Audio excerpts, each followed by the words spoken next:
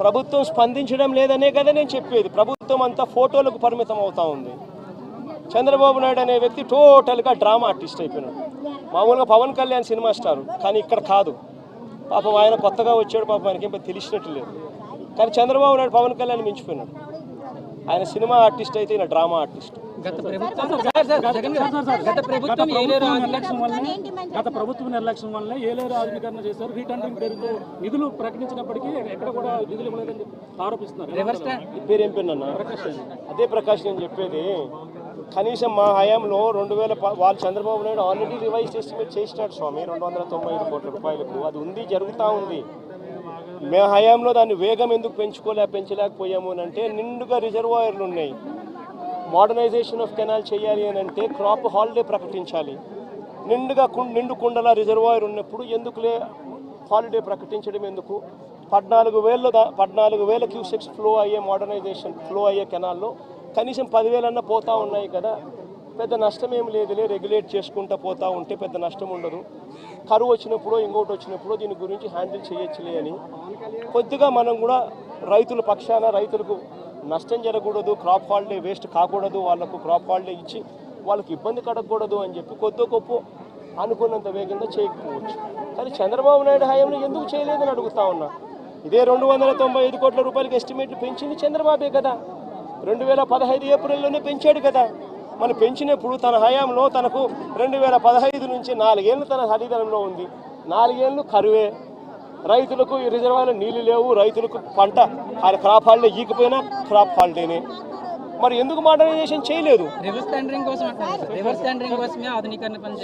స్వామి, reverse tendering అనేది మీకు అసలు తెలుసా? ఫస్ట్ రివర్స్ టెండరింగ్ అంటే ఏమిటో తెలుసా? నీ పేరేం పేరు? సుధీర్. రివర్స్ టెండరింగ్ అంటే ఏం తెలుసా సుధీర్? ఇప్పుడు సుధీరు, ప్రకాషు, దొరబాబు ఇట్లా అందరూ కూడా ఒక టెండర్లో పార్టిసిపేట్ చేస్తారు. టెండర్లో పార్టిసిపేట్ చేయడం కూడా ఎలా పార్టిసిపేట్ చేస్తారు తెలుసా? టెండర్ ప్రక్రియ ప్రాసెస్ ఒక రిటైర్డ్ హైకోర్టు జడ్జి దగ్గరికి ఫస్ట్ పోతుంది.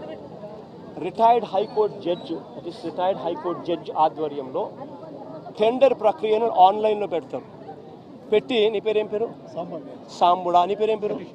సాంబుడి దగ్గర నుంచి, సతీష్ దగ్గర నుంచి, నీ పేరేం పేరు తెలియదు, నందిని దగ్గర నుంచి ఇట్లాంటి వాళ్ళు ఎవరైనా కూడా సలహాలు సూచనలు ఏమైనా ఇవ్వాలనుకుంటే ఆ జడ్జికి ఇవ్వచ్చు.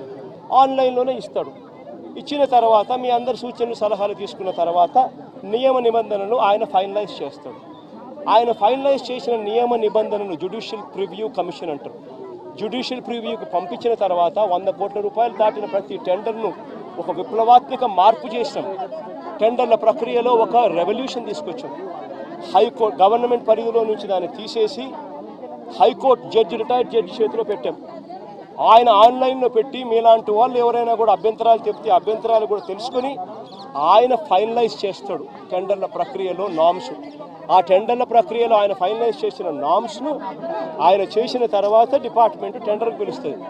టెండర్లు పిలిచిన తర్వాత ఆ టెండర్లలో పేరు సుధీర్ పార్టిసిపేట్ చేస్తాడు, ప్రకాష్ పార్టిసిపేట్ చేస్తాడు, నందినమ్మ పార్టిసిపేట్ చేస్తుంది. చేసినప్పుడు సుధీరు L1గా L1 వస్తుంది. మామూలుగా అయితే సుధీర్కి రావాలి, కానీ రివర్స్ టెండరింగ్లో రాదు. సుధీర్ కోట్ చేసిన L1ను బేస్ ప్రైస్ కింద తీసుకొని మళ్ళా సుధీర్ని పిలుస్తా, ప్రకాష్ని పిలుస్తాం, నందినమ్మని పిలిచి ఆక్షన్ పెడతాం. సుధీర్ ఈ మాట చెప్పినాడు, ప్రకాష్ను తగ్గుతావా అంటాం.